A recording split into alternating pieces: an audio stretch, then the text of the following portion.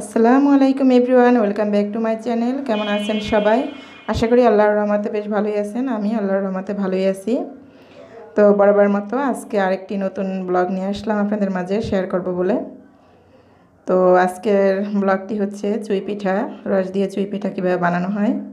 তো চুই পিঠা বানানোর জন্য এখানে চালের গুঁড়া নিয়েছে মামি, এবং রস জাল দিয়ে ভালো করে লাল করে সেই রস থেকেই কাই করে নিচ্ছে। যে দেখতে পাচ্ছেন কাই করে নিচ্ছে চালের গুঁড়ি। তো ভালো করে কাই করে তারপরে এই কাই দিয়ে চুই পিঠা বানানো হবে। এটা কিন্তু একটু হালকা নরম নরম থাকে, একদম শক্ত না। তো কাই করে এই যে সেই কাই দিয়ে এই যে চুই পিঠাগুলো বানাচ্ছে। আর ওদিকে হাড়ের ভিতরে নারিকেল কুড়িয়ে সেগুলো কিন্তু ভালো করে জাল দিয়ে ফুটিয়ে নিয়েছে, এবং পিঠাগুলো এখন বানাচ্ছে আর ওর ভিতরে দিচ্ছে। ওর মামাতো বোন এবং মেজো খালা দুজনে মিলে বানাচ্ছে। হাতের মধ্যে এখানে গাব পাতা নিয়েছে, গাব পাতা ভালো করে ধুয়ে পরিষ্কার করে ওর উপরে একটু হালকা তেল দিয়ে নিচ্ছে, যে পিঠাটা যেন ভালোভাবে বানানো যায় সেজন্য। এটা আপনার যে কোনো পাতা, যেমন কাঁঠাল পাতা, তারপরে কলা পাতা, এসব পাতাতেও করা যায়, বা রুটিবেলা পিঁড়ির উপরেও বানানো যায়। তবে পাতার উপরে বানাতে সুবিধা বলেই এভাবে বানাচ্ছে। এই যে আগে গোল করে নিয়ে দুই ধার থেকে চোকা করে তারপরে মাঝখান থেকে একটা আঙুল দিয়ে চেপে দিবে। এই যে চেপে দিলেই চুই পিঠা রেডি। এই যে এখন এক এক করে পিঠাগুলো হাঁড়ির মধ্যে দিয়ে দিচ্ছে। মানে রস সেদিকে ফুটতে থাকবে এবং পিঠাগুলো বানিয়ে বানিয়ে সাথে সাথে ওর মধ্যে দিলে পিঠাটা খুব ভালো হয়, মানে একটার গায়ে একটা লেগে যায় না আর কি। আর একসাথে বানিয়ে পিঠাগুলো যদি দেওয়া হয় তাহলে কিন্তু একটার গায়ে একটা লেগে যায়, পিঠাগুলো ভালো হয় না।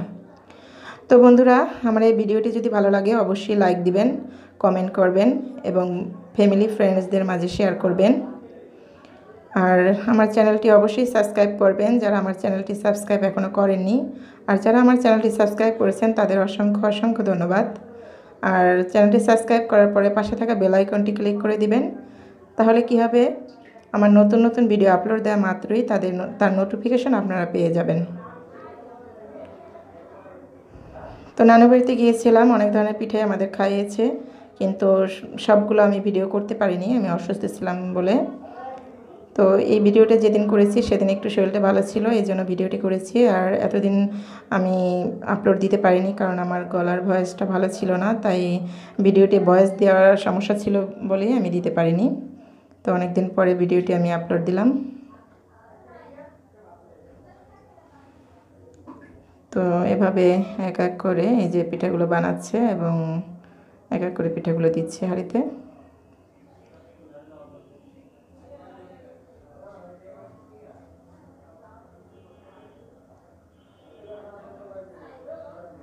চুই পিঠা রস দিয়ে কিন্তু নানান ধরনের পিঠাই করা যায়। তবে এই পিঠাটা যে শুধু রস দিয়ে করা যায় তা না, এটা কিন্তু চিনি দিয়েও করা যায়। চিনি বা খেজুরের গুড় যেটা সব সময় পাওয়া যায়, সেটা আসলে রসটা তো সব সময় পাওয়া যায় না, শীতের সময় বেশি রস পাওয়া যায়, এই জন্যই আর কি রস দিয়ে করা। তো এটা খেজুরের গুঁড়ো দিয়ে করলে করা যায় বা চিনি দিয়েও করা যায়।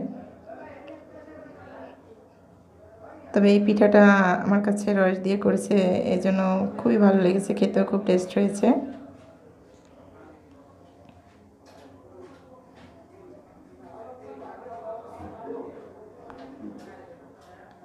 তো পিঠা রেডি হয়ে গেল, এই যে মামি সবাইকে বেড়ে বেড়ে দিচ্ছে।